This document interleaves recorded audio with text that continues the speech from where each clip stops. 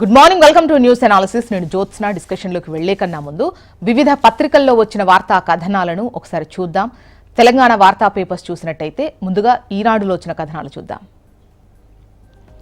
ఈనాడు మనం చూసినట్టయితే మనకు ప్రధాన వార్తగా ఈ లీకేజ్ వ్యతిరేక బిల్లుపై మాటల యుద్ధం అంటూ వార్తను హైలైట్ చేస్తూ ప్రధాన వార్తల్లో ఒకటిగా ఇచ్చారు. పోలీసుల తీరుపై లోక్సభలో భగ్గుమన్న విపక్షం. మనసు కోణాన్ని మార్చండి, కెమెరాను కాదు. ప్రధాని మోదీకి వయనాడు ఎంపీ ప్రియాంక చురక. విద్యార్థులు ఉగ్రవాదులు అంటూ నిలదీత. యూపీఏ పాలనలో రాజీనామాలు చేశారా అని అటు బీజేపీ ఎంపీ తేజస్వి వేసినటువంటి ప్రశ్నను కూడా ఇక్కడ పొందుపరుస్తూ ఈ వార్తను హైలైట్ చేశారు. ఈ లీకేజ్ వ్యతిరేక బిల్లు ఏదైతే వచ్చిందో దానిపై నిన్న లోక్సభలో మాటల యుద్ధమే నడిచింది అని చెప్పొచ్చు. మరోవైపు ప్రధాని అంటే డైరెక్ట్గా ఇన్స్టాలో లైవ్ వీడియో రిలీజ్ చేయడము, 2-3 వీడియోలు రిలీజ్ చేయడము, ఆ తర్వాత ఒకదాని తర్వాత ఒకటి కరెక్ట్ చేస్తూ వీడియో యాంగిల్ మార్చడం. సో ఆ విషయాన్ని ఉద్దేశిస్తూ ఇక్కడ మార్చాల్సింది మనసు, కెమెరా యాంగిల్ కాదు అని అంటున్నారు ప్రియాంక. మరోవైపు ఇటువంటి సిచ్యువేషన్స్ వచ్చినప్పుడు, యూపీఏలో చాలా ఆరోపణలు వచ్చినప్పుడు మీరు రాజీనామాలు చేశారా అని అంటున్నారు అటు బీజేపీ ఎంపీ తేజస్వి. ఇక మరో వార్త విషయానికి వస్తే, మా ప్రభుత్వం తెచ్చిన గొప్ప సంస్కరణ హైడ్రా అంటున్నారు సీఎం రేవంత్ రెడ్డి. దానికి మరింత సాధికారత కల్పిస్తాం. దొంగలు, కబ్జాకోరులు బీఆర్ఎస్ వాళ్లే రద్దు చేయాలని డిమాండ్ చేస్తున్నారు. బతుకమ్మ కుంటను కబ్జా చేసి కోర్టు ధిక్కరణ పిటిషన్ వేసింది కేసీఆర్ పై విమానం నుంచి పూలవర్షం కురిపించిన వ్యక్తే. ఓ అధికారిని ఎక్కడ నియమించాలన్నది ప్రభుత్వానికున్న విచక్షణ అధికారం. దాన్ని ఎవరూ గుంజుకోలేరు ముఖ్యమంత్రి రేవంత్ రెడ్డి. అయితే తెలంగాణలో తమ ప్రభుత్వం తెచ్చిన గొప్ప సంస్కరణ హైడ్రా అని ముఖ్యమంత్రి రేవంత్ రెడ్డి ప్రకటించారు. దానికి మరింత సాధికారత కల్పిస్తామన్నారు. చెరువులు, నాలాలు, కుంటలు, పార్కులు, ప్రభుత్వ భూములు కొట్టేయడానికి ప్రయత్నిస్తున్న కబ్జాకోరులు తప్పుడు డాక్యుమెంట్లతో కోర్టులను తప్పుదోవ పట్టించి ఆ సంస్థను అడ్డుకునే ప్రయత్నం చేస్తున్నారని మండిపడ్డారు.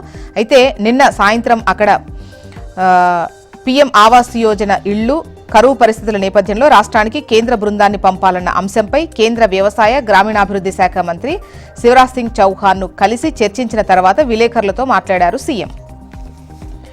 ఇక దోచేశాం, దాచేదెలా, ఏసీబీకి చిక్కకుండా తప్పించుకునే మార్గాల అన్వేషణ, ఆర్థిక నిపుణులను ఆశ్రయిస్తున్న అక్రమార్కులు, ఆస్తులు కాపాడుకునేందుకు ప్రత్యామ్నాయ ఏర్పాట్లు అంటూ ఈ వార్తనిచ్చారు. అంటే అధికారం ఉంది, అవకాశం ఉంది, అడ్డగోలుగా దోచేయొచ్చు. తీరా ఇప్పుడు అవినీతి నిరోధక శాఖ అంటే ఏసీబీ దూకుడుతో దడ మొదలైంది అధికారుల్లో అంటూ ఈ వార్తనిచ్చారు. మరి దోచుకున్న దాన్ని దాచేది ఎట్లా అంటూ అటు ఆర్థిక నిపుణులను అక్రమార్కులు ఆశ్రయిస్తున్నారనేది ఈ వార్త. 43 ఏళ్లలో రికార్డు స్థాయి ఏసీబీ కేసులు, హడలిపోతున్న అక్రమార్కులు. 2 నెలల్లో మెట్రో 2వ దశ దస్త్రం, కేంద్ర కేబినెట్ ముందుకు. ఆలోపు మొదటి దశ స్వాధీన ప్రక్రియ ముగించాలన్న కేంద్రం, మొదటి దశను 2వ దశతో ముడిపెట్టొద్దని కోరిన రాష్ట్రం.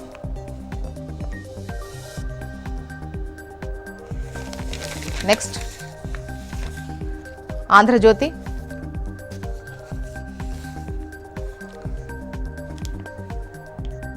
సిగ్గుతో తలదించుకుంటున్నా క్షమించండి. నేరేళ్ల దాష్టికం జరిగినప్పుడు అధికారంలో ఉన్న కుటుంబ సభ్యురాలిగా క్షమాపణ అడుగుతున్నా. బాధిత కుటుంబాలకు 1 కోటి పరిహారం ఇవ్వాలి. తెలంగాణ రక్షణ సేన అధ్యక్షురాలు కల్వకుంట్ల కవిత క్షమాపణలను స్వాగతిస్తున్నామంటున్నారు మంత్రి దుద్దిల్ల శ్రీధర్ బాబు. ఇక పైన టాప్ లో రీల్స్ గా మనం చూస్తే, సమయానికి రారు, సమాచారం ఇవ్వరు, కొందరు ఐఏఎస్ అధికారుల నిర్లక్ష్య ధోరణిపై విమర్శలు అంటూ ఈ వార్తనిచ్చారు. ఫిర్యాదు చేసేందుకెళితే సీఐ రేప్ చేశాడు. ఆ వీడియోలతో తీవ్ర బెదిరింపులు, పలుమార్లు అత్యాచారం, అబార్షన్. జూబ్లీహిల్ సీఐ శ్రీనివాసులరెడ్డిపై వివాహిత ఆరోపణలు. పోలీసుల అదుపులో ఉదయ్ కృష్ణారెడ్డి. నల్లగొండ జిల్లా మిర్యాలగూడలో అదుపులోకి. మహిళా ట్రైనీ ఐపీఎస్ ను లైంగికంగా వేధించిన ఆరోపణలతో కేసు నమోదు చేసిన పోలీసులు. ప్రధాన వార్త విషయానికి వస్తే, అధికారుల నియామకం ప్రభుత్వ విచక్షణ అధికారం అంటున్నారు సీఎం. ఆ హక్కును ఎవరూ బలవంతంగా గుంజుకోలేరు అని చెప్పేసి అంటున్నారు. ఇక మాజీ సీఎస్ సోమేష్ పై 400 కోర్టు ధిక్కరణ కేసులు. అధికారుల మార్పు నిబంధన ఉంటే అప్పుడు చెప్పలేదేం, మా ప్రభుత్వ విప్లవాత్మక సంస్కరణ హైడ్రా అంటున్నారు సీఎం. ఇక మైనర్లందరినీ విడుదల చేయాలి, వారు నేర చరిత్ర లేని వారికే వర్తింపు. నమోదైన ఎఫ్ఐఆర్ల మీద దర్యాప్తు కొనసాగించొచ్చు. విద్యార్థుల కేసులపై సుప్రీం ఆదేశాలు. పోలీసుల లాఠీచార్జ్పై ఎస్ఐటీ ఏర్పాటును పరిశీలిస్తాం. నిరసనలపై పోలీసులు ఎలా వ్యవహరించారన్న మార్గదర్శకాలను సమీక్షించాల్సి ఉందని వ్యాఖ్య.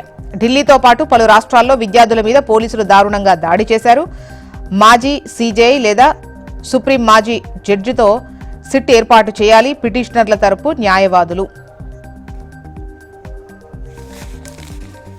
నెక్స్ట్, నమస్తే తెలంగాణ.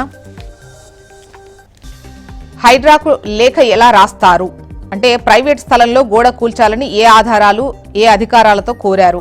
ఇది వ్యవస్థాపరమైన వైఫల్యమే. తహసీల్దార్పై రాష్ట్ర హైకోర్టు ఆగ్రహం. కోర్టుకు హాజరు కావాలని జస్టిస్ ఎన్వి శ్రవణ్ కుమార్ ఆదేశం. ఇక ప్రైవేట్ జాగాలో మీ బోర్డుల భూమి ఓనర్లకు నోటీసులు ఇవ్వకుండా మీ ఇష్టం వచ్చినట్టు వ్యవహరిస్తారా? హైకోర్టు ఆదేశించినా పట్టించుకోరా? హైడ్రాపై ధర్మాసనం తీవ్ర ఆగ్రహం. 24 గంటల్లో బోర్డు తొలగించాలని జస్టిస్ విజయ్ సేన్ రెడ్డి ఆదేశం.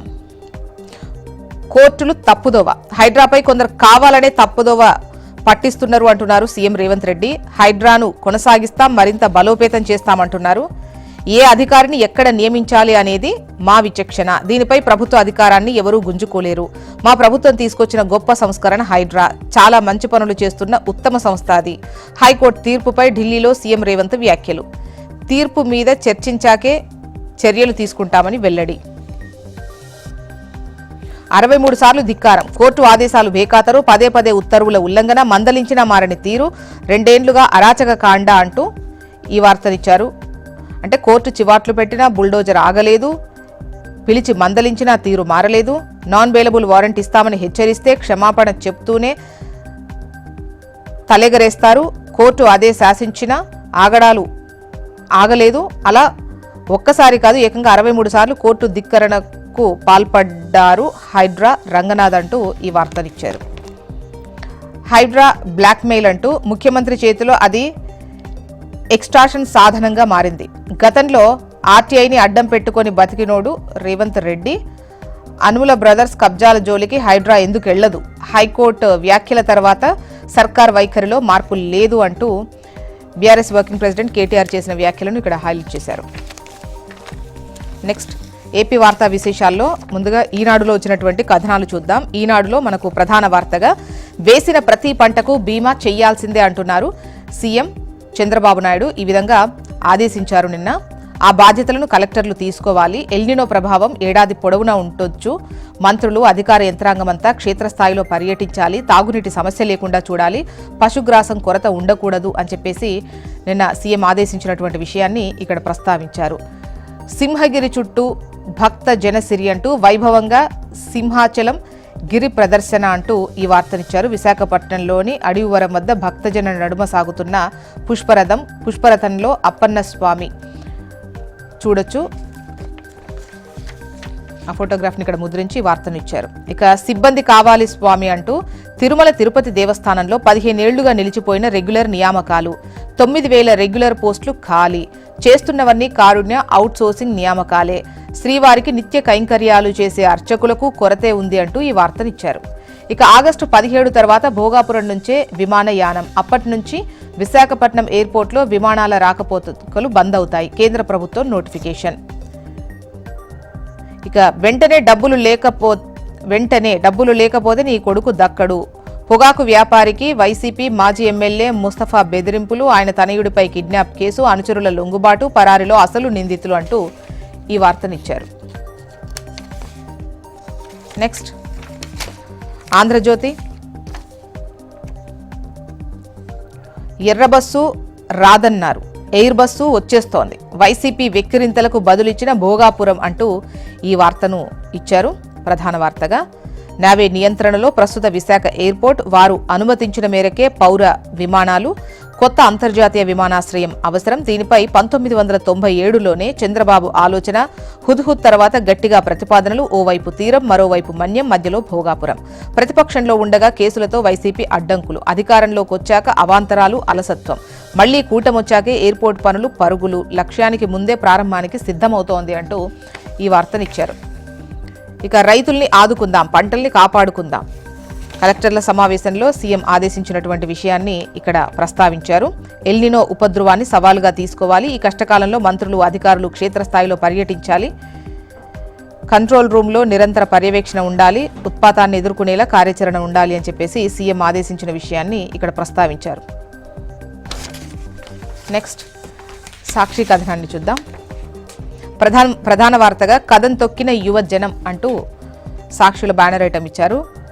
లోకేష్ తప్పుకోవాల్సిందే, అందరి నోట అదే మాట, డిఎస్సి స్కామ్కు బాధ్యత వహించాల్సిందే అని అల్టిమేటం అంటూ ఈ వార్తనిచ్చారు. లోకేష్ రాజీనామా చేయాలి, సిబిఐ విచారణ జరిపించాలి, ఫీజు రియంబర్స్మెంట్, వసతి దీవెన బకాయిలు వెంటనే చెల్లించాలి, నెలకు 3,000 నిరుద్యోగ భృతి అమలు చేయాలి, బకాయిలు ఇవ్వాలి, సర్కార్ స్పందించే వరకు పోరాటం కొనసాగుతుందని హెచ్చరిక అంటూ ఈ వార్తనిచ్చారు. మరోవైపు పేపర్ లీక్ బిల్లు చారిత్రాత్మకం, లోక్సభలో కేంద్ర సహాయ మంత్రి జితేంద్ర సింగ్ స్పష్టీకరణ. బాబు సర్కార్ నిర్లక్ష్యం వల్లే ఆక్వా సంక్షోభం, రౌండ్ టేబుల్ సమావేశంలో ఆక్వా రైతుల ఆగ్రహం. ఇక 2 ఏళ్లలోనే 3,63,406 కోట్లు రాష్ట్రాన్ని అప్పుల ఊబిలో ముంచేస్తున్న బాబు సర్కార్ తాజాగా మరో 2,600 కోట్లు బడ్జెట్ అప్పు. ఇంత అప్పు చేసినా అభివృద్ధి సంక్షేమం శూన్యం, సూపర్ 6 హామీలన్నీ గాలికి, నిరుద్యోగ భృతి, ఉద్యోగాల ఊసే లేదు అంటూ ఈ వార్తనిచ్చారు. ఇవి సాక్షిలో వచ్చిన కథనాలు. మొత్తానికి ఇవి ఇవాళ వివిధ పత్రికల్లో వచ్చినటువంటి వార్తా కథనాలు. ఇప్పుడు ఒక చిన్న బ్రేక్ తీసుకుందాం. బ్రేక్ తర్వాత డిస్కషన్లోకి వెళ్దాం. Stay tune.